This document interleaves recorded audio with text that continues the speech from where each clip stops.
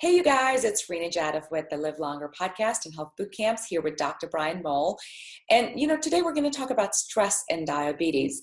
Some of you have read my health pyramid, Reena's health pyramid article on the Boot Camps blog. And, my perspective, which is if you don't fix the stress, if you don't get yourself into a place of calm, frankly, nothing else matters because everything is a layered cake and the base of the cake is how you feel.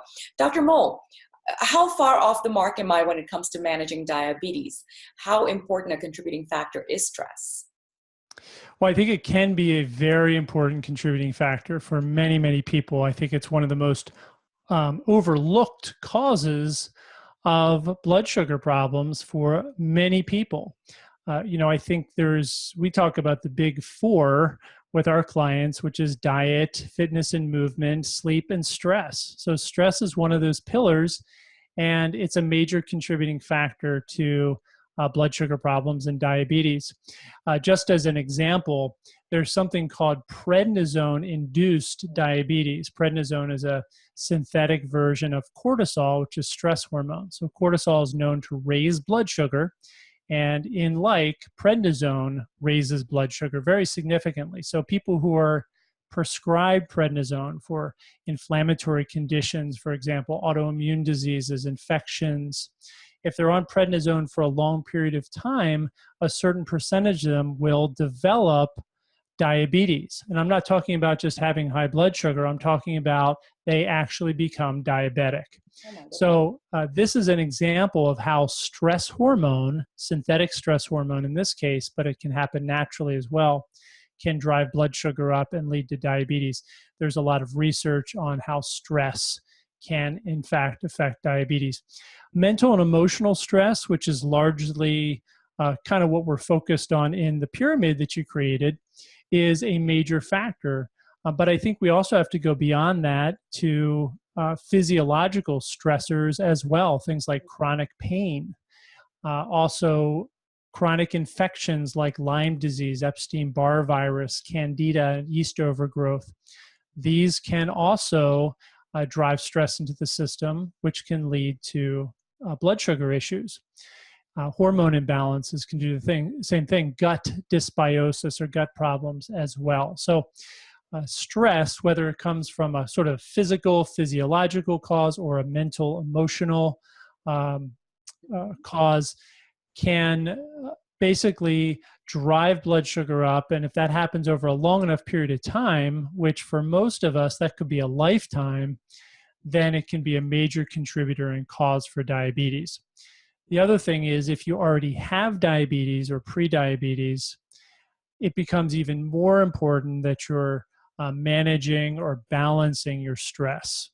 So if in fact you do have blood sugar issues, then again, now it becomes imperative that you modulate your stress. So you keep yourself in, as you said, in your pyramid, a calm state. I think that calm is a really important place to start because every time you're stressed, every time you feel overwhelmed, every time you get out of balance, it's going to essentially elevate those stress hormones, which raises your blood sugar, and you're making things much harder on yourself. So I know we have a lot of tools and resources in the boot camp, in our health boot camp, to address this. And the reason we put them in there is because this is so important.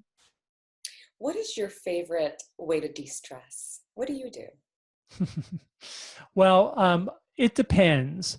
If I only have a few seconds or a few minutes, my favorite way is through breath. And I'll give you an example of that in just a minute. If I have a little bit more time on my hands, then I love to sit in meditation or go for a meditative walk. So meditation, of course, takes on many, many forms. You can do sort of a guided meditation or a visualization. You can just sit in silence and focus on breath or get into sort of that deep meditative state, transcendental meditation, or you can do something like a meditative walk, which is talked about in many spiritual texts, including the Bible, and talking about just going for a walk and meditating. That means you're not out to exercise. Right. It's really about stopping and smelling the roses, or smelling the fresh air, or noticing things around you, and increasing your mindfulness and awareness during that walk. So any type of meditation like that is really my favorite technique. If I only have a couple minutes, I'm sitting at a stoplight in the car or waiting for something, or just before a phone call, I like to tap into my breath. And so I'll just close my eyes and sometimes just focus on the breath coming in and out of my body. Or sometimes I'll do a count, a metered breath where I do an inhalation for a count of 4 and then hold it, and then an exhalation for a count of 4. Sometimes called box breathing. That type of breath work. Sometimes I'll just put my hands on my abdomen and focus on expanding the abdomen as I breathe in, and relaxing the abdomen as I breathe out. But some sort of breath work like that. And every once in a while, if I'm really frustrated or in the midst of a stress, I love to do a sigh. So a sigh is, that deep breath in and then a verbal breath out, like a and that can be subtle or sometimes really loud if there's no one around and I really want to let some frustration out. And I think that's a great way to release some of that internal stress, is through sound and through noise and through breath. Absolutely. Breath work for me works like a miracle. I'm just always amazed. Like sometimes if I'm just wired at night, it's midnight, but I'm still wired and magnesium isn't helping because I'm just so excited about whatever interview I'm about to do or some book chapter I'm writing. I will go into the breath work, and box breathing is great. What works really well for me is you breathe in as deep as long as you can, and you keep counting how long am I breathing in.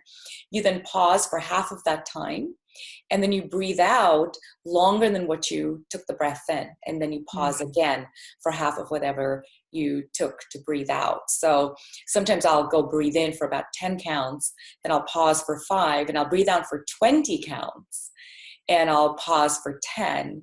And I think literally 5 cycles and I'm knocked out. So I think it's just a matter of everyone figuring out for themselves. But I agree with you, Dr. Mowll. Breathing techniques absolutely work if you do them the right way. The other thing that I found was, stress is one of those things that is such a loaded word now. And we think you're only stressed when you're overly agitated. But I did this test where I was wearing a heart rate variability monitor. And I was started to track and to see that, wait, if I'm actually arguing with someone, it creates stress in me. Like I can see my heart rate just racing, and I'm not feeling it, but clearly my body's feeling it. So one of the things I recommend is journaling. We have the My Heal journal, which again, you can click and get a digital copy for free in the boot camp. But journaling to say, when do I feel like I'm a little out of control? It could be because I'm late to something.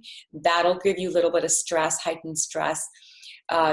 Maybe I have something that I'm not prepared for, that'll raise the stress. So it's interesting, when I started journaling moments in my day that I wasn't just fully happy, that I was either worried or nervous or anxious or concerned or angry or whatever, right? Any kind of an emotion that wasn't I'm calm. I realized my day was full of those. And so I had to mindfully start cutting down, like, no, I'm not even going to argue that because I know what it's going to do to my heart rate and it's just not worth it. Or, I'm going to start leaving early so I'm never ever late. So my body's calm because I know I'm going to be on time because I'm going to be there 5 minutes early. So I do recommend journaling for those of you listening, who are trying to figure out, how do I even know if I'm stressed and when am I stressed?